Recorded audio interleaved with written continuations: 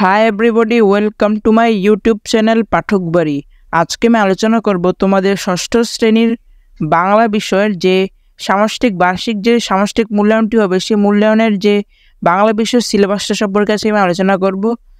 So তোমরা যদি আমাদের ইউটিউব চ্যানেলে নতুন হয়ে থাকো, আমাদের ইউটিউব চ্যানেলটি সাবস্ক্রাইব করবা এবং পাশে থাকা বেল আইকনটি প্রেস করে দিবা। সো শুরু করছি। বার্ষিক পরীক্ষার পাঠ্যক্রম অর্থাৎ সিলেবাস।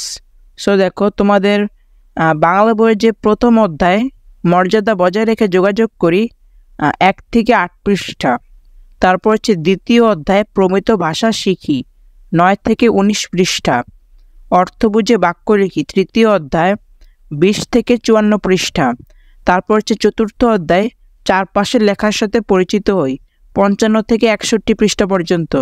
তারপর হচ্ছে পঞ্চম অধ্যায় বুঝে পড়ে লিখতে শিখি, 62 থেকে 65।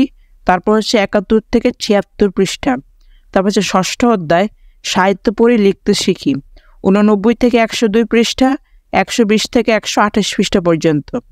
সো আশা করি তোমরা বুঝতে পেরেছো, এত পৃষ্ঠা পর্যন্ত তোমাদের বার্ষিক পরীক্ষাটা হবে। তোমরা এগুলো পড়ে নিবা। সো আজকে পর্যন্তই। তোমরা ভালো থেকো, সুস্থ থেকো। আসসালামু আলাইকুম ওয়া রাহমাতুল্লাহি ওয়া বারাকাতুহু।